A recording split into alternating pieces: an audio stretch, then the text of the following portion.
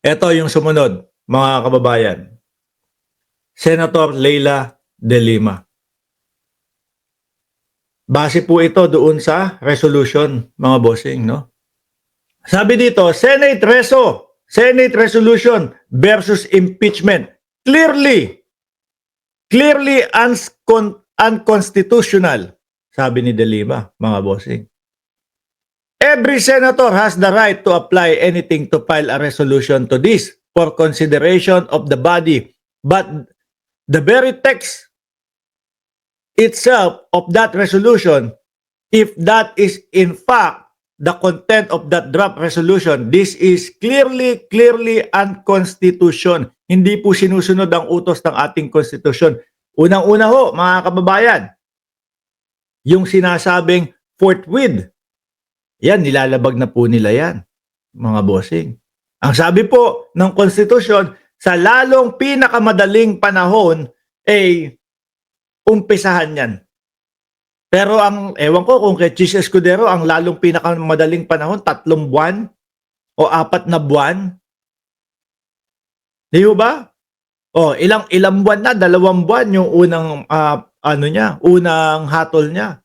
Tapos eto, nung dumating na po ang ADOS, ang hatol niya sa 11 naman po, mga kababayan. Tapos yung sa resolution, ang sinasabi po doon, mga bossing, ay wala nang oras daw po para pag-usapan yung impeachment dahil patapos na ang 19th Congress. Hindi na pwedeng tumawid ng 20th Congress. Yun lang po ang kanilang dahilan, mga boss, para wag nang pag-usapan. Para wag nang pag-usapan yung impeachment. Akalain niyo po yun? Liberty Arcega, sabi ni Moods Cover, pwede. Kaya pwedeng kasuhan niyang mga senador kasama si Chis Escudero. Sabi ni Pasita Albania, this is only in the Philippines. Correct ho, no? Parang alam niyo po, napapansin ko sa mga senador ngayon, makakapal na po ang muka. No? Lalo na po yung mga senador na alam nila na mag-judge sila sa impeachment, pero harapan na ipinapakita po sa atin na kasama nila yung sisintensyahan nila. No, hayagan, hindi pa nag-uumpisa ho, mga kababayan, yung hearing, pero hayagan na nilang sinasabi, talo yung impeachment na yan. Sino po ba ang nagpupush ng impeachment na yon, mga bossing, na umpisahan? Di ba po mamamayang Pilipino? Di ba po tayo? Oh. Tapos po itong mga senador na ito sasabihin, wala, talo na yan, no? Pipigilan ko ang impeachment. Kagaya na lang si Robin Padilla na hanggang ngayon po wala pong ibang sinabi doon sa kanyang Facebook page kundi salute po, salute. Kasi hindi maintindihan.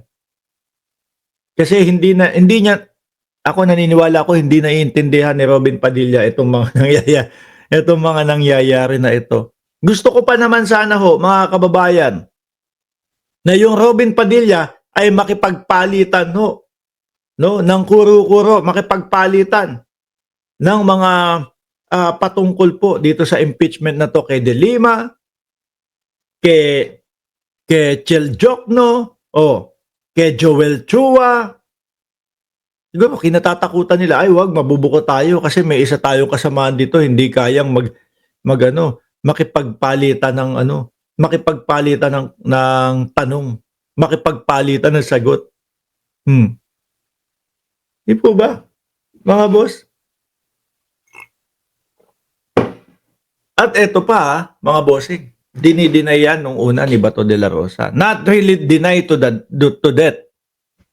Pero yung, alam mo yung yung deny na parang, nako, hindi ko masabing dapat ko i-deny ito kasi baka lumabas din sa mga susunod na panahon o mamayang konti may mga gumanyan din. Ganyan eto, papakita ko sa inyo hindi pa yun eh. Nasaan ba tayo doon? O dito muna tayo. No?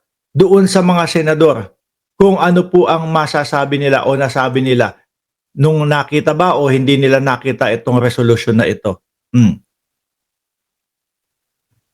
Yung iba, mga nagdi-deny na nakita. Sinasabi, wala akong nakitang ganyan. Hindi ko pa nakita yan. O eto, ano sabi ni Senator Jinggoy Estrada? It has been in circulation since noong Monday pa daw po. Nakita niya na. I saw it. Diba? Sabi naman ng iba, wala akong nakikitang ganyan. Sabi naman ni Peter Cayetano, no one has approached me. No one has shown me anything. Alan Peter Cayetano. Sabi naman po ni Amy Marcos, mga bossing, dito unang nabuko kay Amy Marcos. No? Kumalat yung hindi ko sure kung interview sa kanya yon, kumalat bumalik, nag-flashback po sa taong bayan yung kanyang sinabi na meron ng mga ganyang resolution. Parang pangatlo yan sa nakita ko. Maraming version. Si Joel Villanueva naman, first time kong nakita ito. No? Sabi naman ni Bongo, wala akong nakitang ganun. I'll try to find out. Ay mga kunyari, hindi mga nakita. Cynthia Villar at Bato de la Rosa naman, mga bossing, ganito kasimple ho yan. No? Kay Bato de la Rosa nanggaling yung resolution. Sa kampo niya nanggaling, no? Yung resolution. Sino po ang unang mga pagpapasahan niyan? Di ba po yung mga Duterte Black? Siyempre, unang pagpapasahan niyan, mga bossing, si Bungo, si Cynthia Villar. Bago ipasa doon sa mga questionable sila, papabor ba sa atin to? Agree ba sa atin ito? Bago po umabot doon. Di mo ba, mga bossing? Ngayon, base po doon sa sinabi, sino ba yung nagsabi na sa dalinga? Nawala Base po doon sa sinabi ni Bongo, wala akong nakitang ganun. Parang ang hirap pong paniwalaan, mga kababayan. Parang imposible na hindi dumating sa kanya yon. Kasi sila yung mga pipirma dyan Sila yung mga papaborho dyan, mga boss Tapos sila pa yung huli. Baka nga magkakasama silang bumuo niyan No? Napagmitingan ng Duterte Black na bumuo ng resolusyon. Baka ganyan pa nga ho yan. Tapos, ang nagpauna, etong si Bato de la Rosa. O eto yung reaksyon ni Bato de la Rosa, mga bossing diyan sa resolution na yan. O, nung unang natanong siya. At nandito din si Cynthia Villar. Sorry. Ano lang ma'am, to confirm lang po kung meron po bang kumakalat